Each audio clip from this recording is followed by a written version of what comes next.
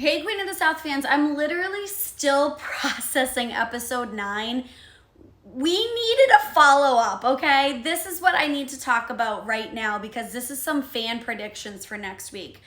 I just saw a conspiracy theory that Kellyanne is actually still working for Devin, and she's the one that told Devin that Teresa and the crew are heading to Belize. And you want to know why? It's because when Pote left her a voicemail and then they all left, Devin showed up after they had left to talk to James. How the hell else would he know that she was going to Belize? Things to think about. And also, why didn't Kellyanne answer the phone? That's also something that's like, she's always on her phone. Even if she's trying to get back to living a normal life in preparation for this baby, she knew that Pote was on such an extremely important, like literally life or death mission. So why wasn't she answering the phone? Okay. And in the scene, in the very clip that I'm about to show you guys in just a moment, if you take a look at the promo for next week, Kellyanne is wearing a baseball hat and it looks like she's like running away with a bag.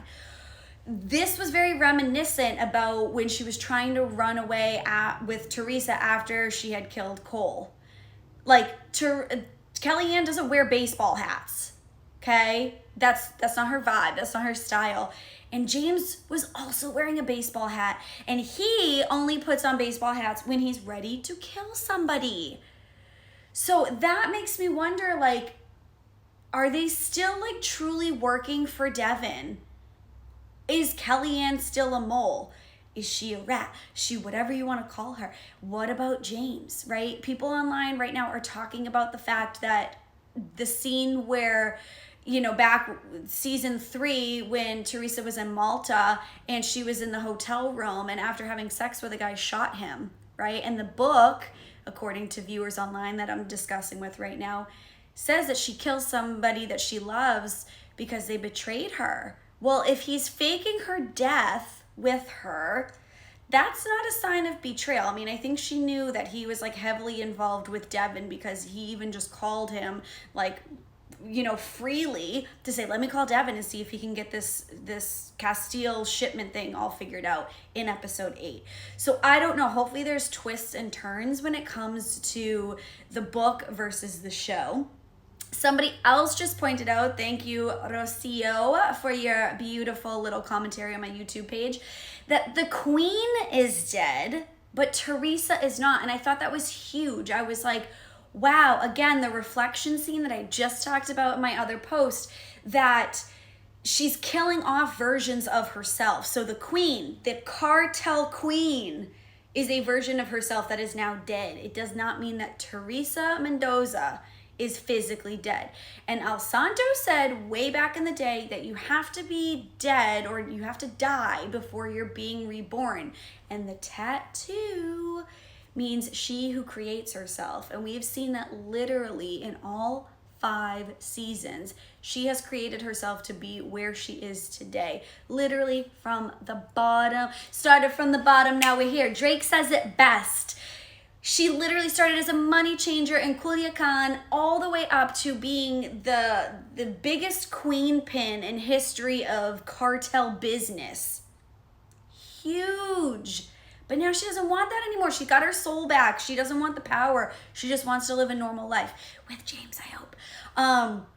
But also, somebody else had pointed out that, well, I think it was actually Rocio, that said that James is going to be the only one that knows that she's alive because she doesn't want Kellyanne and Pote to divert their attention from starting their family, creating, you know, this family suburban life, clean and free of all the crime with the baby. So I thought that was actually really interesting.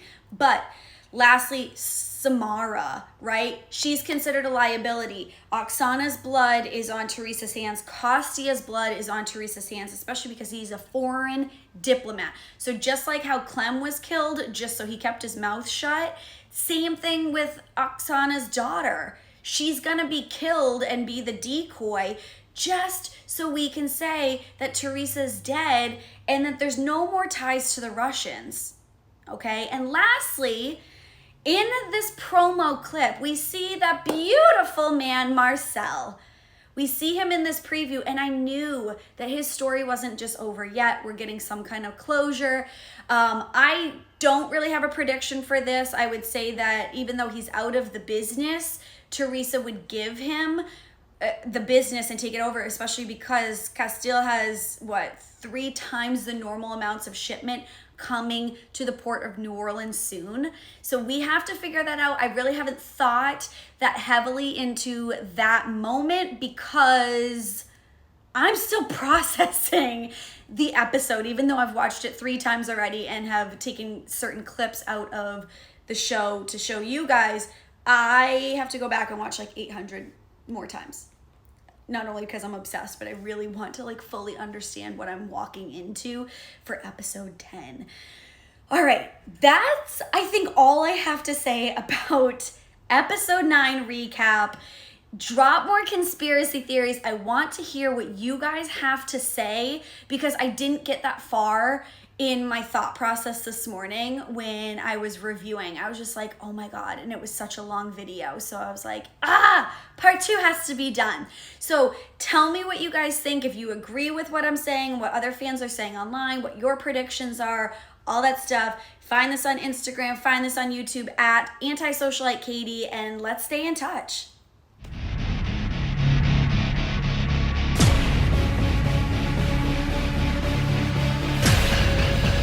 I couldn't protect her life, but I could carry her wishes in death.